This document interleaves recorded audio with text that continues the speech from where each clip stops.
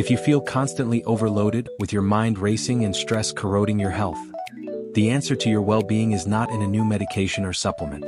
It lies in something your DNA is programmed to seek. We spend 90% of our lives indoors. This is not normal. The price? A silent epidemic of anxiety, attention deficit, and a weakened immune system. In this 35-minute documentary, we will dive into the neuroscience of nature. You will discover why a walk in the park has the power to reduce your stress hormone, cortisol, faster than any other therapy. And more importantly, I will show you the minimum effective dose of nature, the exact, scientifically proven time you need to spend outdoors to reverse the damage of urban stress. Prepare to understand. 1. Nature deficit disorder and what it does to your brain. 2. Forest bathing, Shinrin-yoku, and the chemical compounds released by trees that activate your immunity. And 3. The 2-hour weekly protocol that doctors in developed countries are already prescribing. Your brain needs nature, and science will prove to you why. 2. Module I, the disconnection disorder. The price of living in concrete. Introduction to nature deficit disorder, coined by Richard Louv. It is not a clinical illness, but a metaphor to describe the cost to human health of alienating ourselves from nature. Consequences: increased anxiety, difficulty concentrating, especially in children, and a constant state of sympathetic alertness, fight or flight. Your body thinks it's always in danger in traffic and in front of screens. The exhausted prefrontal cortex. Attention in an urban environment is what we call directed attention, voluntary. It consumes a lot of energy. You have to force your focus to avoid a car, pay attention in a meeting, ignore a noise. This leads to directed attention fatigue. The relief mechanism. Nature uses soft fascination, ocean waves, the movement of leaves, the fractal patterns of a fern. This captures your attention automatically, effortlessly, allowing the prefrontal cortex to rest and recharge. The chemical shutdown reaction. fMRI studies show that a 90-minute walk in a natural environment decreases activity in the subgenual prefrontal cortex, the area of the brain linked to rumination and repetitive negative thoughts. In contrast, an urban walk did not show the same effect.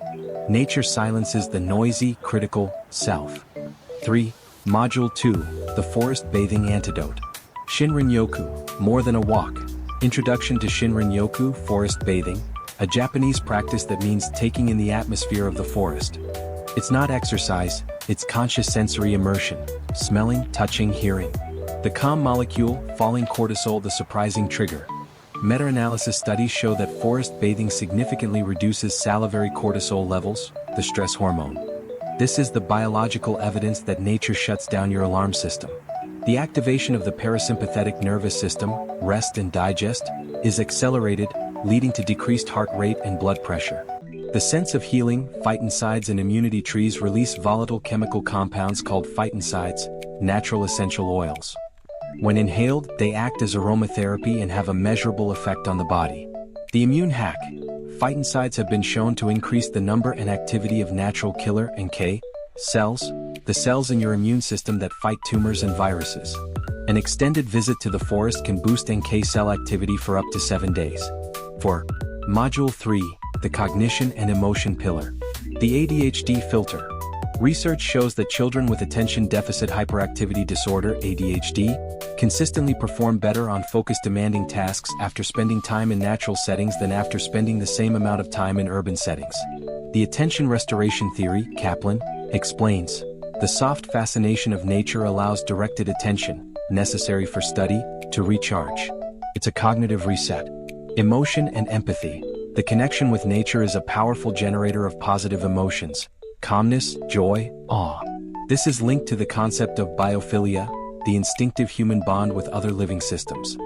Studies show that people with a strong connection to nature are generally happier, report their lives have more meaning, and demonstrate greater empathy and cooperation. Nature shifts our focus from the self to the world. The window and the plant, biophilic design. If total immersion is not possible, the science of biophilic design, bringing elements of nature indoors, still offers benefits. Seeing nature through the window, having plants at home or in the office, or listening to nature sounds demonstrate faster recovery from surgery, lower blood pressure in work environments, and improved concentration. The dose doesn't have to be perfect. It needs to be consistent. 5. Module 4, the 2-hour weekly protocol. The minimum effective dose, the 2-hour rule, the crucial point. A large global study found that people who spend at least 2 hours per week, 120 minutes, in nature, in a single long outing or several short ones, are significantly more likely to report good health and well-being, compared to those who spend no time at all.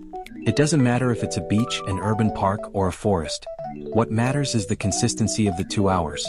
Green prescription, the future of medicine. Doctors in the UK, Canada, and Japan are already using green prescriptions as a complement to traditional treatment.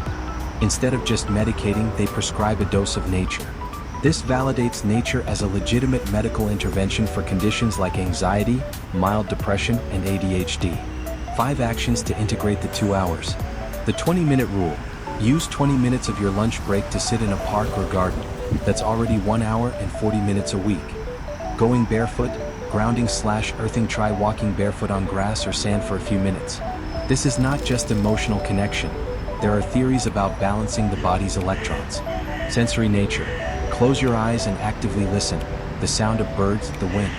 This forces soft focus, soft fascination. The window as therapy. Position your workspace to have a view of a green area. The sun habit.